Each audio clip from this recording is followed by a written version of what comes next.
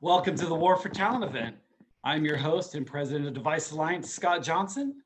DeviceAlliance is a nonprofit association exclusively focused on helping Orange County's professionals in the medtech ecosystem with career development, career advancement, business connections, and fostering impactful relationships that build collaboration and community. Thank you all for taking the time to join us during Orange County's MedTech Week. The War for Talent event will be addressing the current challenges of hiring and retaining employees from both the employer and employee perspective within the medtech industry. Tonight, we will be hearing from a distinguished panel of experts and leaders in Orange County's medtech community on hiring, talent needs and shortages, how to position yourself for success when looking for career opportunities, strategies for hiring managers, and much more. The event will also offer breakout rooms for intimate discussions on hiring, job seeking, and resume building. As always, this event would not be possible without the generous support of our platinum, gold, and silver sponsors. For that, we thank you very much for your generous support.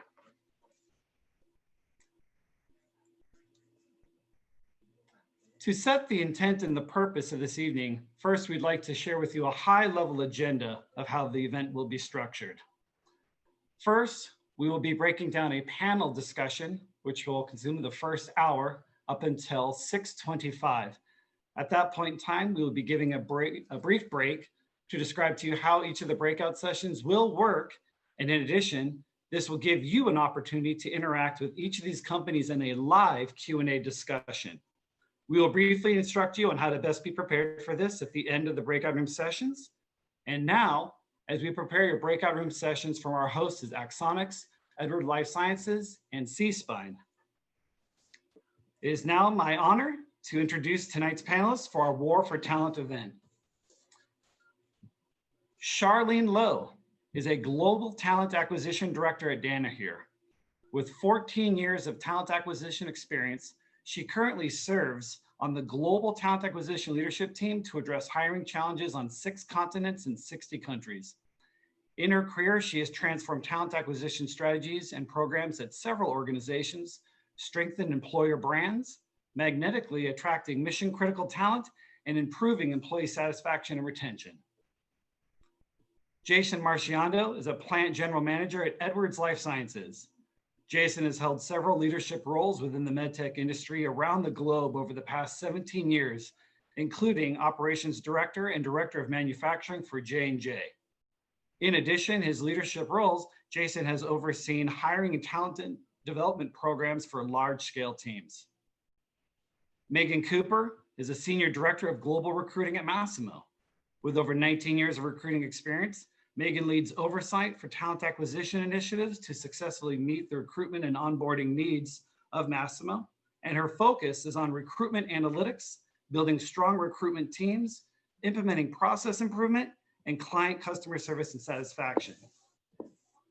Sarah Lee is a human resource director at Medtronic, and with over 12 years of human resource experience, Sarah oversees designing Medtronic's implementation and driving talent strategies and programs for their business group to enhance the effectiveness of leaders and development of talent.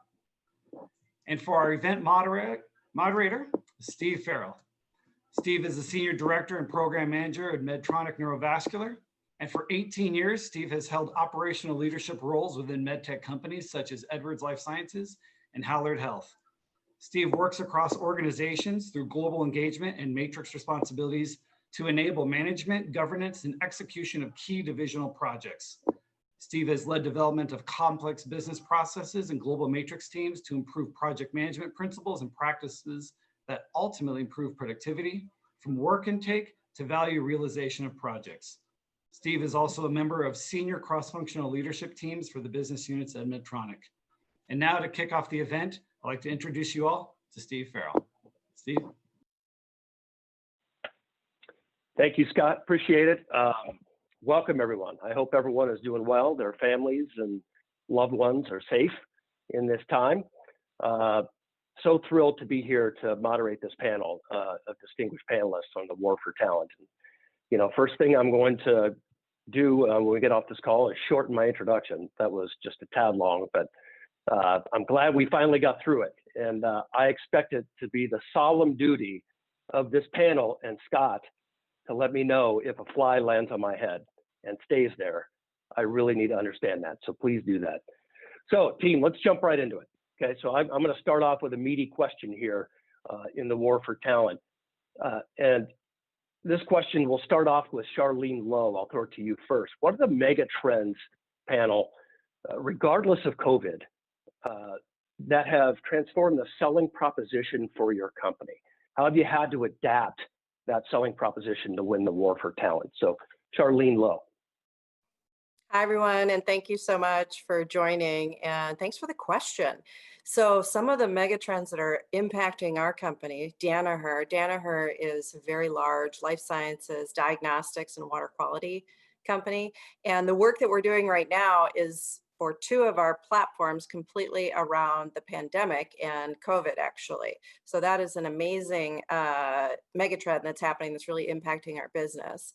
But you characterize the question a bit in the AVP, or the associate value proposition, or the value proposition for talent. I think is so important, especially now. People want to do work that makes a difference in the world. They want to impact people's lives positively. And I think that's been the biggest trend over the last several years, actually.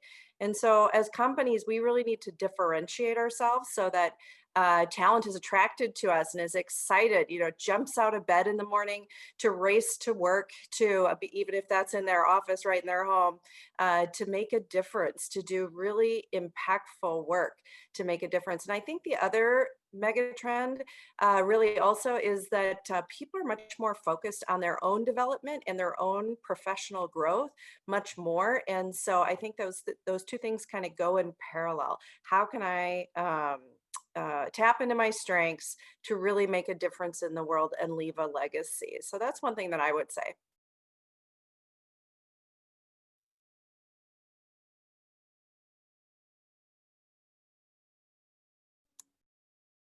Steve, I think you're muted. Were you just talking? Okay, yes, thank you. I thought I hit it, but I didn't press it down. Megan, let's throw it over to you. What are the mega trends in the value proposition for Massimo that are regardless of COVID? And how have you had to adapt to win the war? Yeah, I would say very similar to Charlene. We've had a COVID response with a monitoring device. So that's been having a purpose and a meaning in your work. One of our leaders in engineering came from a consumer products background and was talking to him, and he had a very successful career. But you can still do the kind of sexy, in this case, engineering work, but still in an industry that has impact and has value. But if I were to take a different angle on the value proposition, I think what's been a challenge and a mega trend for us is a focus on our employment brand. Employment brand has always been so important, but now with the pivot of COVID and things going virtual, including interviewing and potentially people working from home, what we've had to do to get our story out in the public has been quite a pivot over the last 6 to 9 months, where previously we'd be able to go to in-person events or have people in our very impressive office show people our product. That hasn't been able to happen with COVID. So the mega trend is taking that story, taking that value proposition and putting it out there so that the public can see.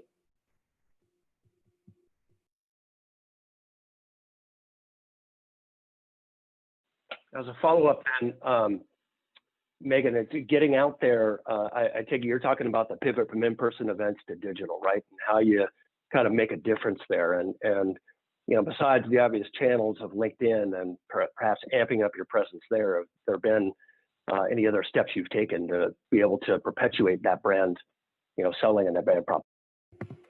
Yeah, at Massimo, we have a very, very strong product brand. And we haven't had to rely necessarily on an employment brand because we bring candidates into the office and it's so impressive. You see the product that we work on, you see the impressive cafe, the gym, the Southern California sand volleyball court, all of the things that go into the culture that help make the culture. You walk into the office and you kind of just feel that. With that taken away, we've looked at a lot of more online sites, things, traditional ones like you mentioned, like LinkedIn, Indeed, Glassdoor, but also looked at doing some digital ads that focus not on our product, not necessarily, we've always done that, but on what it's like to work there. So if you're a potential candidate and you're going to try to figure out what it's like to work at Masimo, you have that information at your fingertips. That's a great call out. Thank you for that. Jason, let's throw it over to you from Edwards Life Sciences. How has the value proposition for talent changed, for your company and the war for talent over time? What are the mega trends that are driving it for us?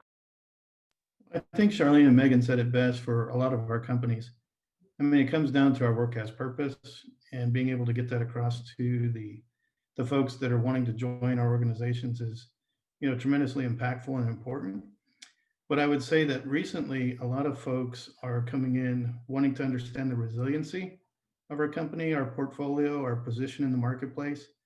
And I think, even through these uncertain times, being able to demonstrate how we are either rebounding or we are in lean is really key for people who are interested in joining Edwards Life Sciences. Okay.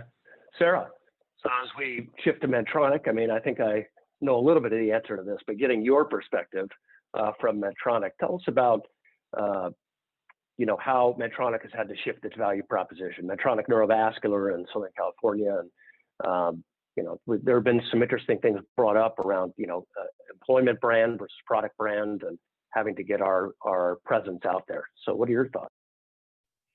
Yes.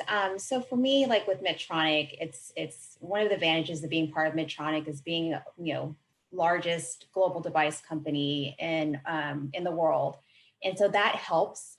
But for us, Steve, working within neurovascular, we're not at headquarters. So one of the shifts that we had to really think about for ourselves is building brand locally.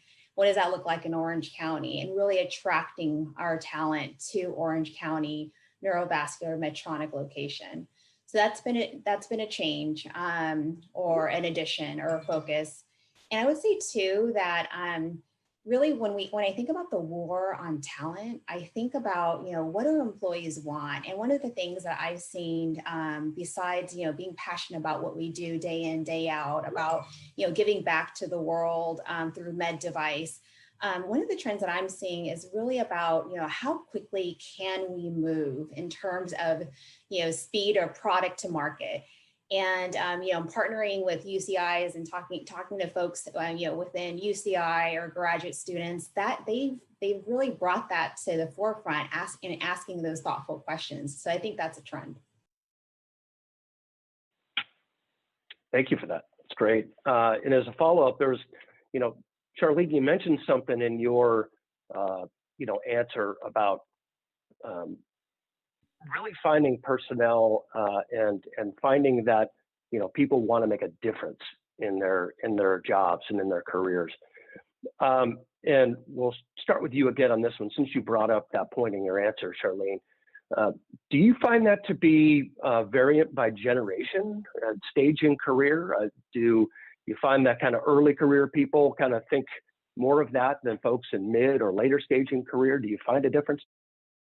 I think everybody wants to make a difference. I think that as it's gotten more and more competitive with companies here in the last few years, that probably the generation that are recent college grads and coming into the workforce now are more used to seeing a very clear value proposition being advertised as an employer brand. Companies are putting more investment there, they have more sophistication there. So it's more common to understand that that is what differentiates companies. And so with, recent grads, for example, but I think everybody, all generations want to do meaningful, impactful work. I don't think that's different across the generations. One thing that might be new, I guess, or even more highlighted and spotlighted at this moment is this this desire for belonging and inclusion. And I think companies, especially in this world where we're seeing companies step up to the plate as it relates to social justice and really developing a culture that draws people in so that they belong. And that, I think, is new, actually, and is something that certainly recent grads and folks joining the workforce at this time are looking for. But it's something that everybody wants. They want to make an impact, they want to make a difference, and they want to belong, they want to be included. And the fact of the matter is, people who are included and do belong feel like this deep belonging with a company, they do better work. And in the end, if you're delivering products and services that is helping society and helping people at the end of the day, then a higher performing workforce is like making a positive dent in society. All of that deep understanding of how the meaning of work in our lives, I think, is just becoming very poignant more recently due to, first of all, our own sophistication in communicating our employer brand and the digital marketing that was mentioned as well. And our need to differentiate to attract talent. So I think all of those things are playing into that. Thank you for that, Charlene. As a quick follow-up to that, Sarah, kind of throwing it around and mixing it up back to you. I mean, as you talk about making a difference, and even if it's social justice or, how your products make a difference in the market or to patients or to, ultimately the end users. Sarah, how does Medtronic go about doing that, and how would a company maybe generically go about doing that for some folks looking to win the war for talent in the marketplace? I think there's no one short answer for that, Steve. I think really looking at company culture and really articulating the company culture and how that could be a match for a potential candidate or employee, and really showing them through a day in the life or through specific examples in terms of what they can do and what they can accomplish.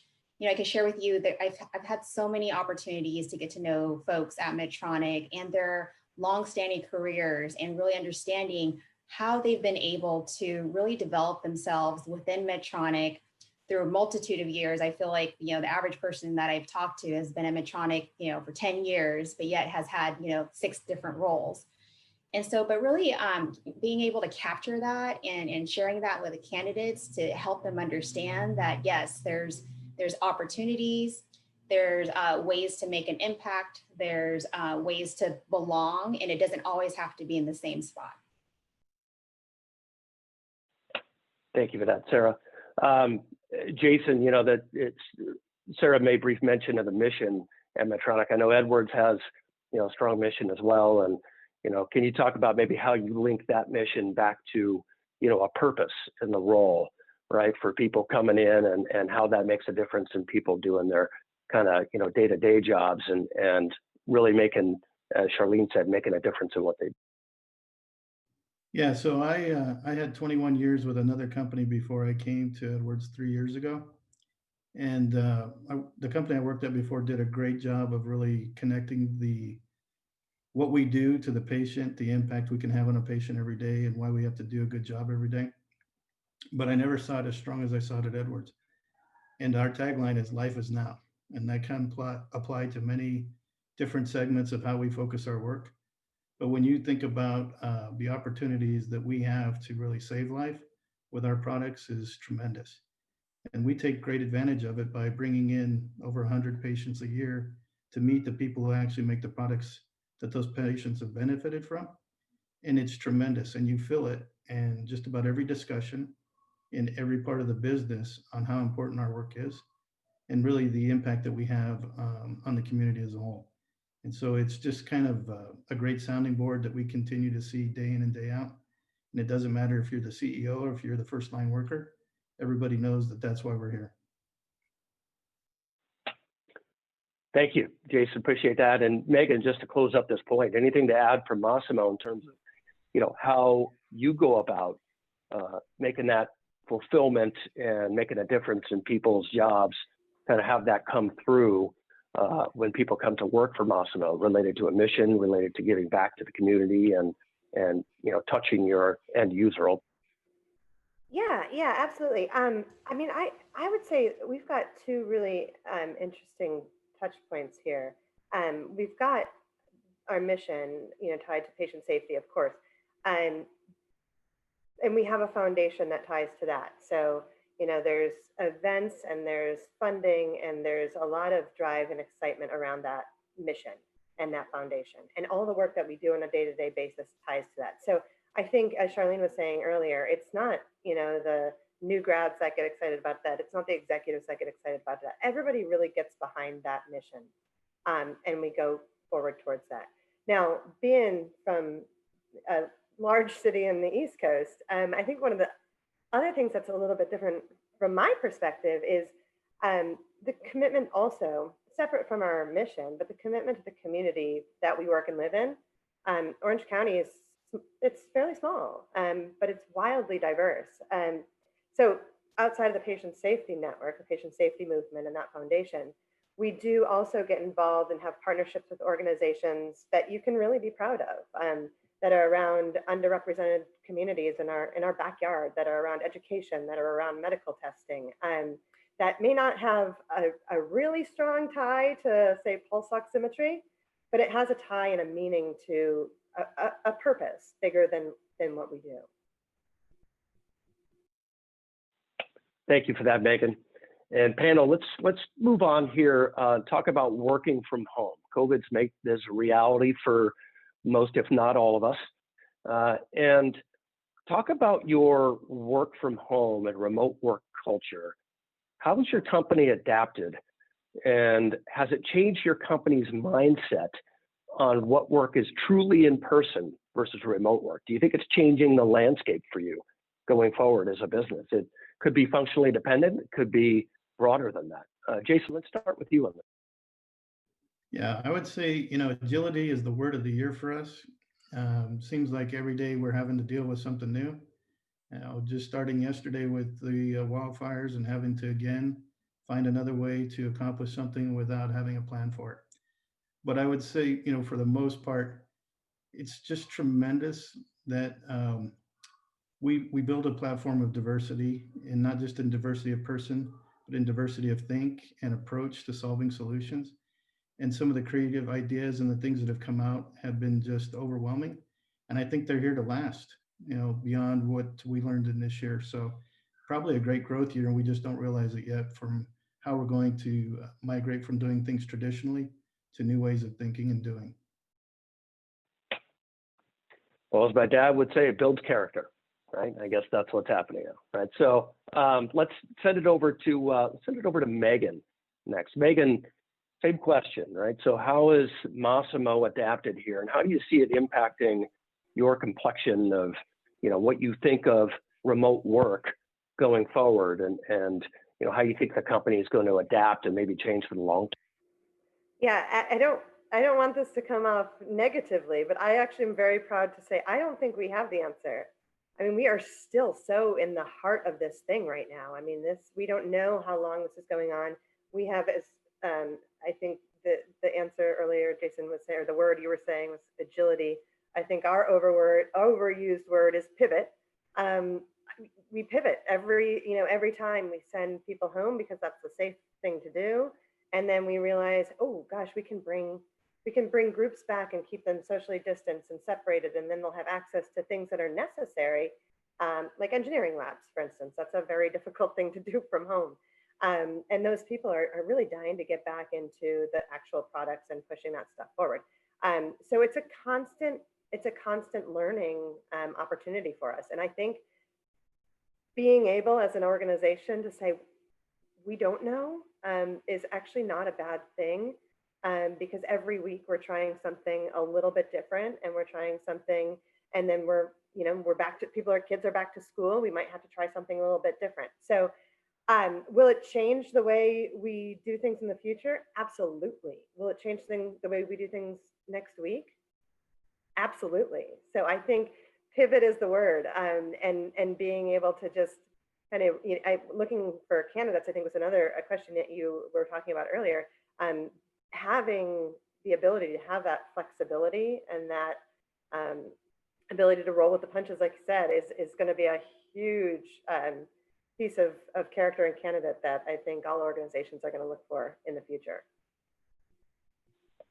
So we've got to be agile, right? So Sarah, anything to add there, from Medtronic's perspective? What do you think Medtronic is, kind of thought about this, and neurovascular in particular, and how we might approach this? Does it change the way we think about, work from home and remote work?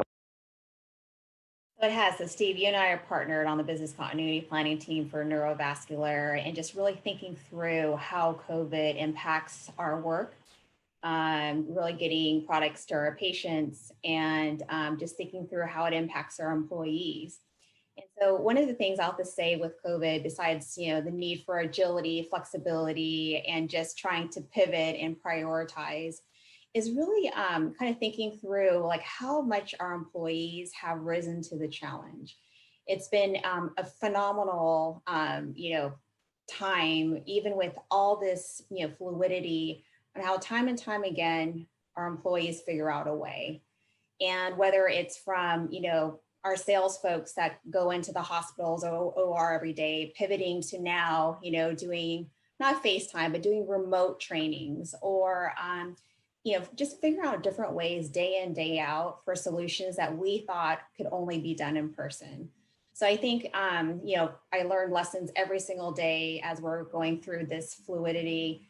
And I'm just so proud to say that time and time again, employees figure out a way. And I see Medtronic, really changing kind of their perspectives on what it means to work remote. It's been nice. Thank you, Sarah.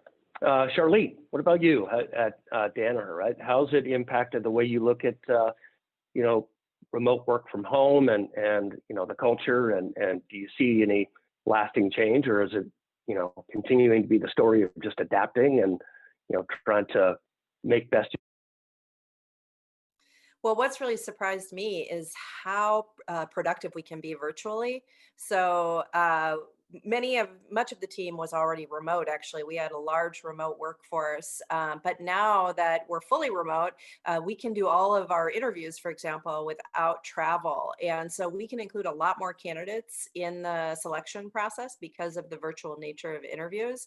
So we've been able to be much more productive and higher performing because of the virtual environment. So finding those areas where it's really improved our performance, I think that's really interesting.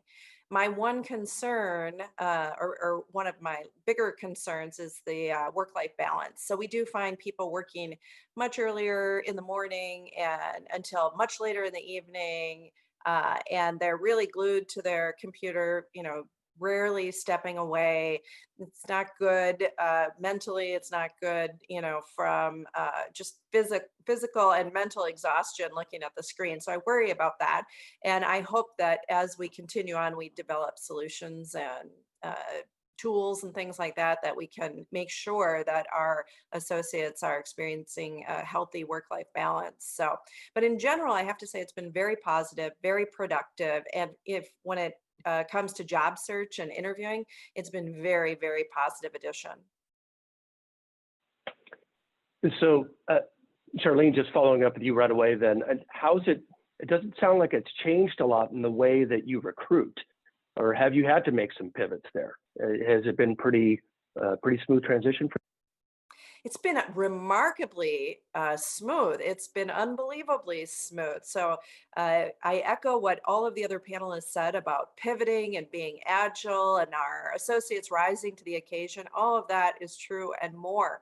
How it may have changed, it allows more people into the process, I think, first of all, because of the flexible nature of not having the travel and so on and so forth associated with interviews. So that.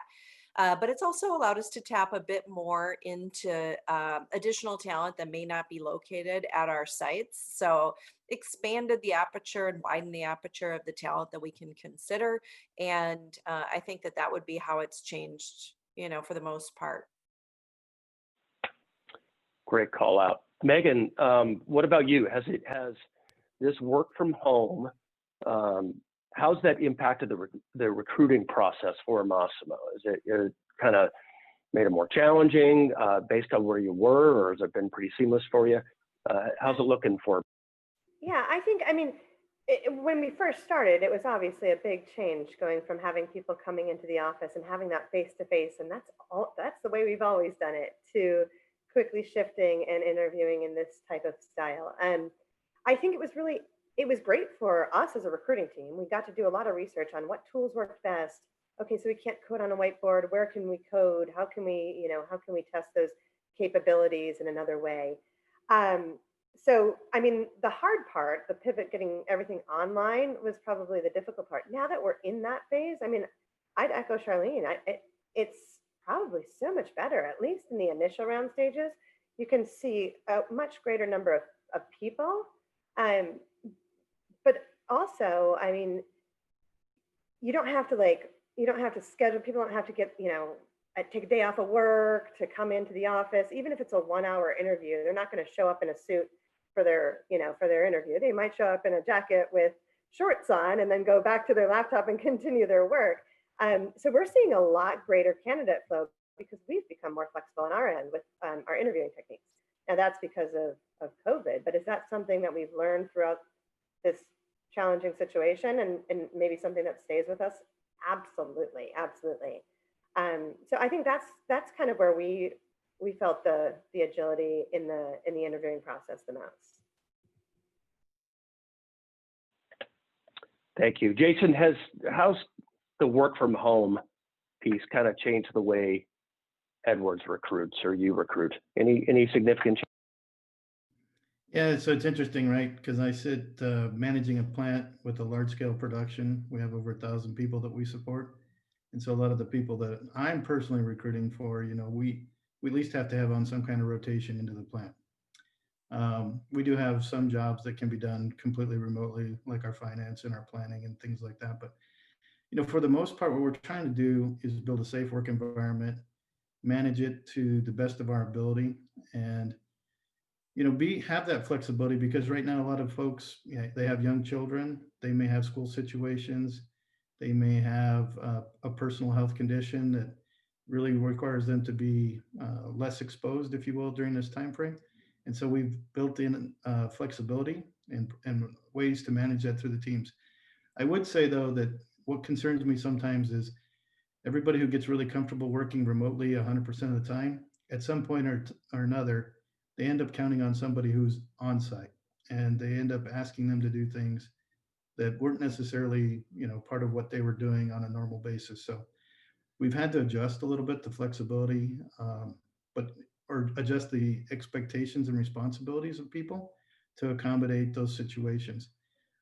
Not that they're bad, but in some cases, we'd like to correct those in the future when we can.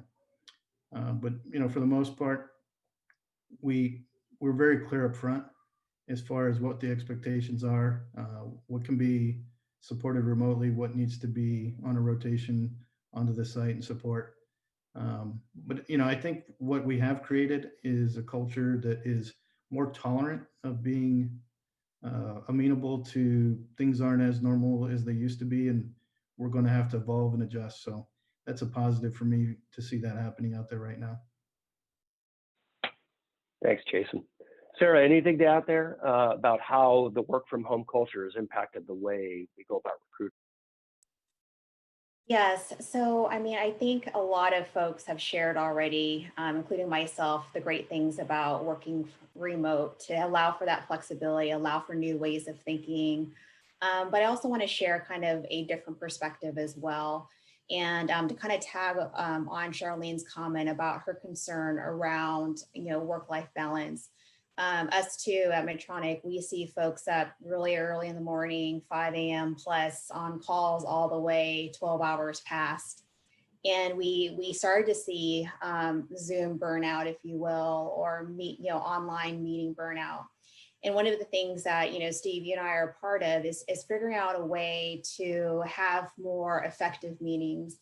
And we, at Neurovascular, in Orange County, as part of Medtronic, we do have a large R&D population, and R&D folks, they want to be in the lab, they want to touch the product, they need to test it.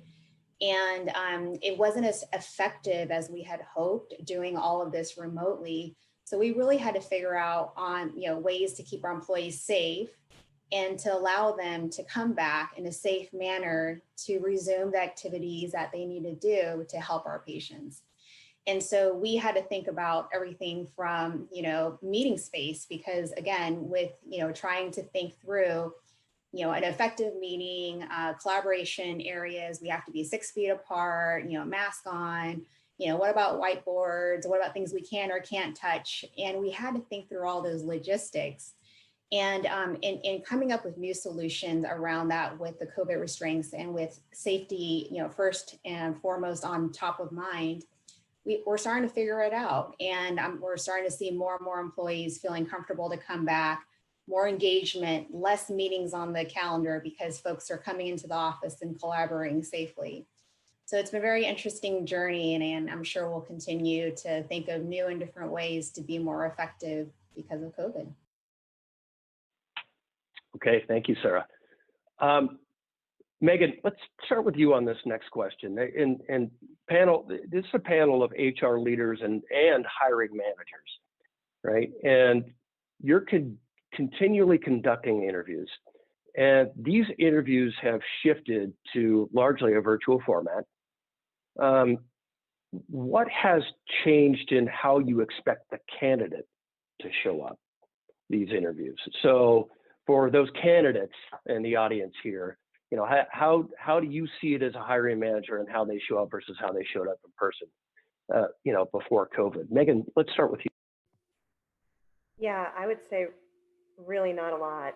In fact, that's probably one of the biggest downfalls in the candidates that we've seen.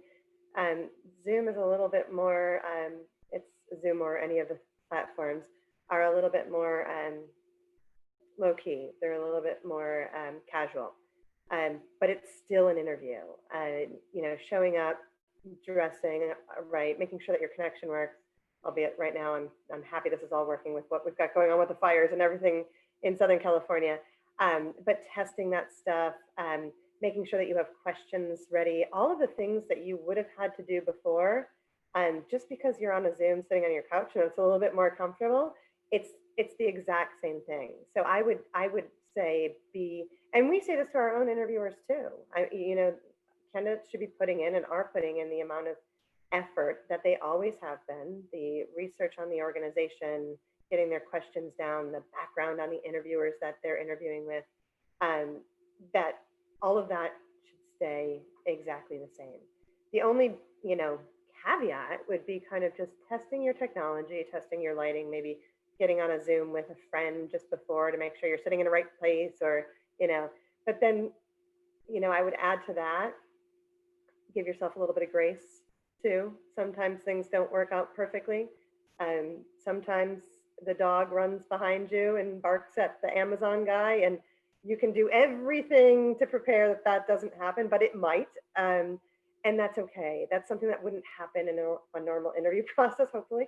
So, just being able to pick back up and continue on, or the baby cries, or whatever the case may be, to understand that plan for everything that you can. But in the case that something does happen, at the end of the day, you're at your house. So it's okay if something does. Don't let that throw you off at all. Just try to compose yourself and move on. Thank you for that, Megan. I can tell you that the guy with the leaf blower seems to know exactly when I'm on the phone with my boss. He totally seems to know that. He just fires it up every time. 100%. Charlene, let's go to you on that. Is there a change in how you expect the candidate to show up here? Maybe a little more of an informal conversation, or do you expect the same rigor as Megan? Yeah, I'd have to echo what Megan said, that it hasn't changed a lot from the expectation as it relates to the interview itself. Here is one recommendation, though. I would say that it is best to have a space to do this and not do it while in motion. So recently I experienced a candidate interviewing who was driving a car at the same time, using a phone, holding it with one hand, steering with the other. I think that that's unacceptable. That was a bad setup, doesn't show up well. I recommend, if you're a candidate for a job, that you at least find a static place. I have no problem, however, with leaf blowers, dogs, cats, kids, whatever the case may be. In fact, I think that's one of the huge positives that's come out of all this virtual work, actually, especially with our coworkers, for example. I've gotten to meet everybody's cats and dogs and kids, and I get to know them on a more personal level than I probably ever have before. I kind of get a sense for their style of their decor and what they like, because they're maybe a little bit more casually dressed, might understand their sports teams. There's kind of this personal connection that you can develop with this background noise that's happening, and so I look on it as an opportunity to connect versus a distraction. The driving and interviewing at the same time, that I felt was a distraction. So I think that, we're all getting used to how to do this, but I think you need to really focus and yet at the same time, allow life to come in.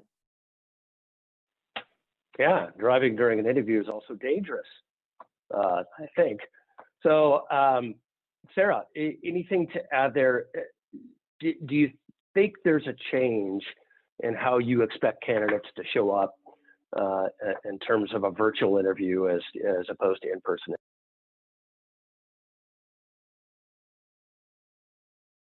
Shared on remaining static. So I did have an interview recently where the person wasn't driving, but they were walking around holding their phone as they were FaceTiming me and answering the questions. And I just started to feel a little nauseous, just not from their, how they were answering the questions, but just all the movement that they had. So that's one big tip. And then, so that I want to elaborate on with Charlene. And then the other thing too is that my expectations are pretty much the same. I do expect folks to, show up professionally, hair combed, professional clothing on, not wearing sweat shirts, sweat tops. I mean, sweat bottoms is okay as long as I don't see it, but I do expect professionalism as they show up on the call. So that is something that I do still, old fashioned or not, still expect. In terms of other tips, I would.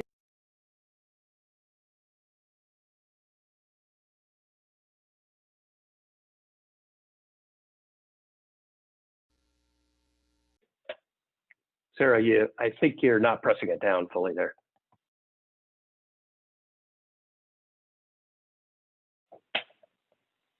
Okay, I think we lost the last 10 seconds of that. Jason, let's shift it over to you real quick. Any changes, especially from your perspective as a plant leader, any changes in the virtual interview process and how you expect a candidate to show up and what advice you'd have? Yeah, I would definitely say that, most people need to realize that they're more vulnerable with what's going on around them when they're in an interview virtually. And you can get too comfortable and you can be very casual when, you may be applying for a very serious opportunity. So I think it's not a bad idea to practice with somebody and say, hey, can you give me some feedback? I want to do a call with you real quick. Ask me some challenging questions. Let me know what you think about this interview. But it is interesting how callous that we can be in a video call versus when we're one-on-one and we're interacting on a very physical, personal level with our interview and our style of interview and approach versus how you lose that in a two-dimensional screen image. So I would say it is definitely good to come prepared, to be well rehearsed if you're very serious about the job. And the work you put into that virtual interview is going to demonstrate how serious you are about making that connection and being the best candidate we could hire. Great, thank you for that. And as a follow-up, Sarah, have you found that hiring managers are struggling to adapt to interview in the virtual format from the hiring manager side? versus the candidate side? What kind of shift has there been there, or has that been pretty seamless? So I would say that I have heard some hiring managers share that they miss the face-to-face. They want to see the full body in terms of communication and the body language in terms of how candidates are responding. But I think that as time has gone on, where virtual interviews has become now the new norm, I think I do see a lot more managers feeling a lot more comfort with virtual interviews, because I could say, like, the first month, I would say, when we pivoted to the virtual interview platform, I mean, I got a lot of feedback from hiring managers saying, like, how is this possible? It's an R&D engineer. I need to be able to see them. And a month later, the same hiring manager is now, hired 5 people, that he's never seen. So I would say that our hiring managers are adapting well. Megan, would you concur with that? Were there some challenges, just for the hiring managers switching to a virtual interview format, and have they kind of adapted? Yeah, I would absolutely concur with that. In the beginning, it was really hard. It was really different. And not only in the, we want to show, we want to see them, interact with them and learn from them, or in an R&D capacity, work on coding together or whiteboard or this or that, and not having that anymore. But then back to what I was talking about earlier was also the sell component. Our hiring managers would get really excited after the interview to take them around and show them the office space, or where the lab is, and how cool this is or that is, and how teams work together to create a product from ideation all the way through. So I think the only 2 things I would add is, one, on the interview stages, there are some things that just don't work on a typical Zoom, Teams, WebEx. So being able to, we've done a lot of research on some of the stuff where we've seen problems coding as an example. There's a lot of coding tools out there. So we tested a bunch of them. We have one that we use now that worked well with the hiring managers. But I think that worked well for us too, because it showed that we were able to work together. We heard their concern. We worked together. We found a solution that it's kind of like a whiteboard. But then on the sell side, the other thing that we probably did was bring some of that capacity over to the recruiting side, in partnership with marketing, and creating videos that show what the office is like, what the culture is like. Again, not exactly the same as having somebody really there to see and feel it, but it's pretty close. So it was really hard in the beginning, but I think with the benefits of being able to see so many more candidates and seeing so many more candidates so much more quickly, you've got a candidate coming in that needs to travel, even if they're traveling from LA, you need a little bit of lead time to have them take the day off or whatever. Now that's happening so much more quickly. And so I think for us, once we got over that initial hump, the benefits of virtual interviewing is far outweighing the issues that we faced initially. Charlene, anything to add to that?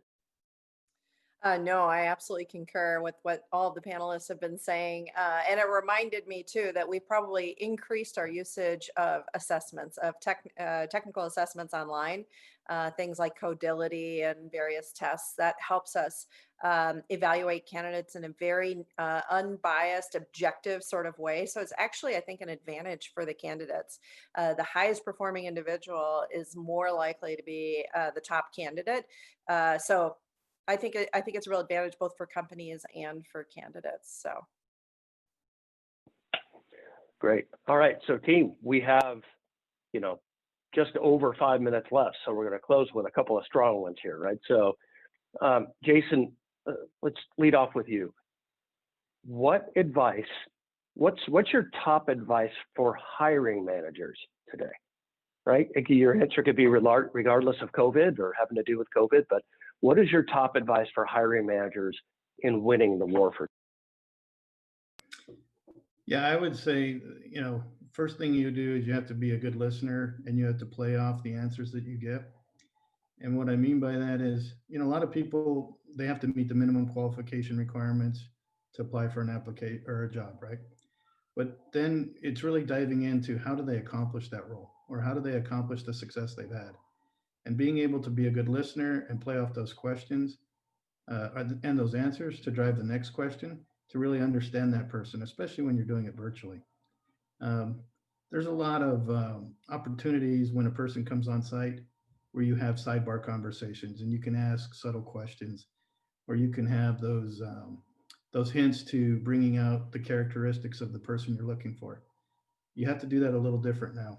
And so is being a good listener as asking the questions, and not just, trying to look for the answer you want, but in dissecting the answer you get to see how you can make that fit or not.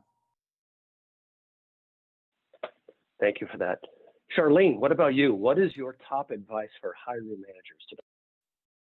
I've got two things I tell hiring managers. One, candidates are customers. So that's number one. Number two is adopt a talent scout mentality. So think of yourself as a talent scout, put your radar up to talent, both internally and externally. When you see good talent, network with them, get to know them. It's not all around having an open job at the moment because you're scrambling. You've got an open job, an open seat, you're scrambling. Instead, have a talent scout mentality. Always have your radar up, reaching out and networking with internal and external talent so that when the time comes, when you do have an opening, a vacancy, an unexpected vacancy, a new add to your department, you are ready to go. So those would be my two main pieces of advice. Candidates are customers, and adopt a talent scout mentality. Thank you, Charlene. Sarah, what is your top advice for hiring managers?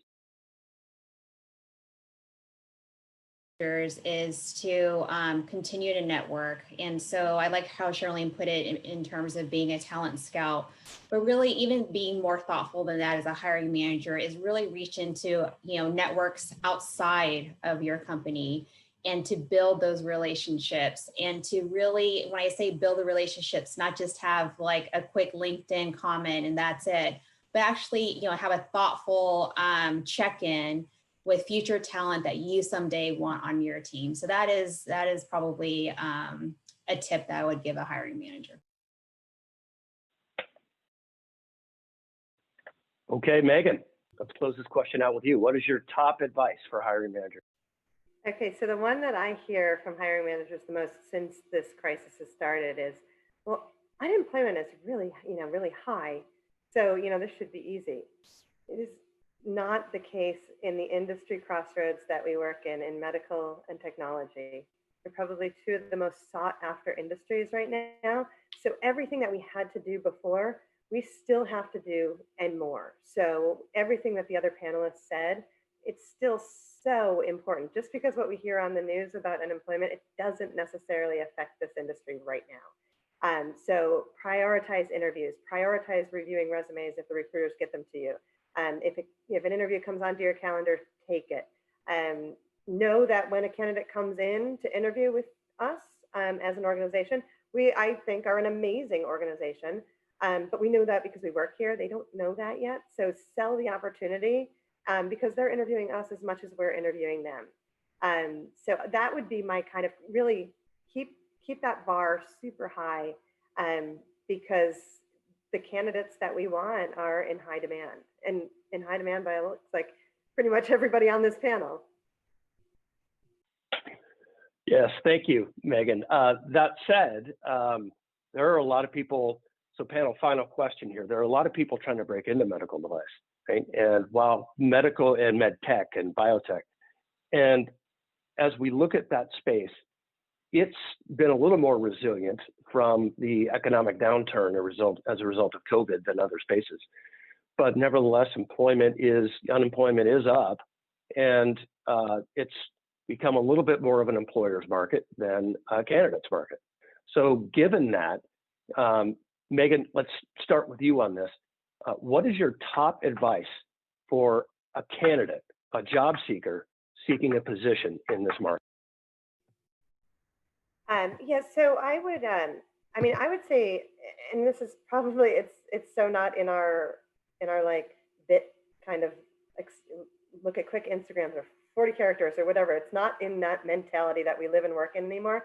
And it sounds boring, but job descriptions are really, really important. We have a whole host of positions that you don't need to know what a medical device is outside of like you drove past a hospital. It's an electrical engineering job. You may have done it in a consumer products, in a tech company, but the electrical engineering is electrical engineering. We're looking for people that can do the engineering. We can teach them the industry. You'll see that in a job description versus, say, some of our product marketing positions. You really need to have a deep knowledge in that particular product or that particular area. Brain, for instance, like if you don't know that, you'll see it in the job description that you specifically need that requirement. I think oftentimes now we kind of look at a job, you see the little quick LinkedIn thing that comes and then the 3 sentences after, and you're like, oh, looks good, I might apply. But if you dig down and really look at the requirements and see what jobs or what companies are looking for all or any industries, or where you need specific industry experience, that'll probably help you get a little less frustrated and target your search a little bit more. Because I can say for Massimo, our R&D department, for the most part, we don't need medical background experience. Thank you for that. Charlene, so given this market and your view on the world here in this space, what is your top advice for a candidate seeking a position in this market?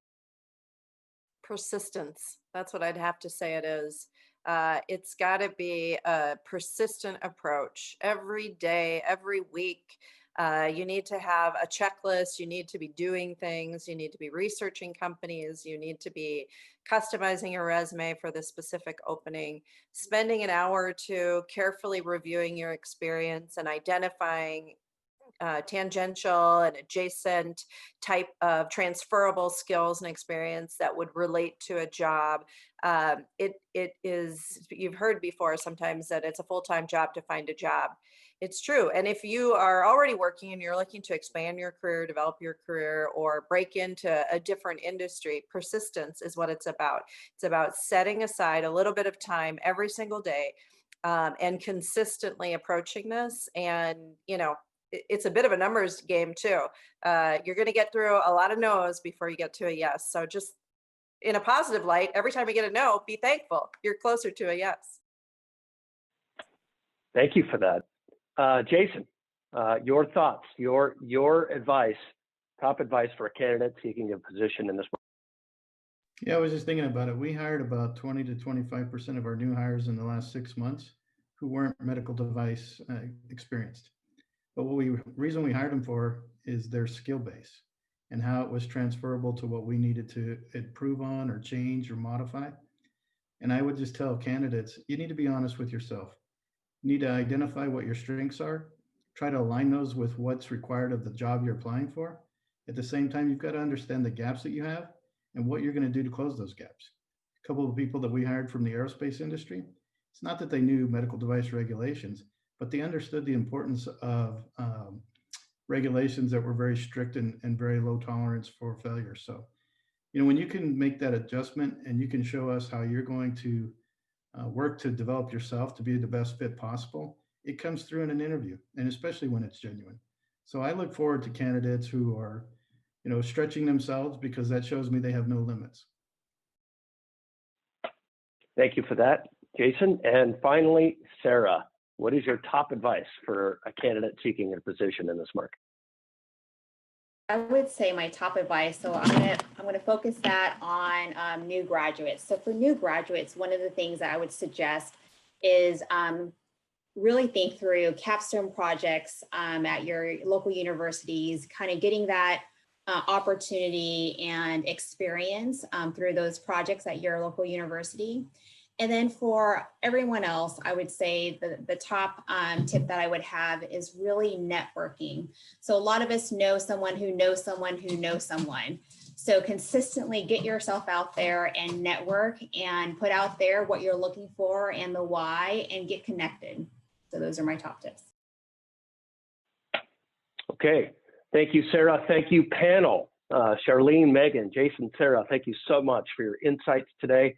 And I hope you all have a wonderful evening and a wonderful week.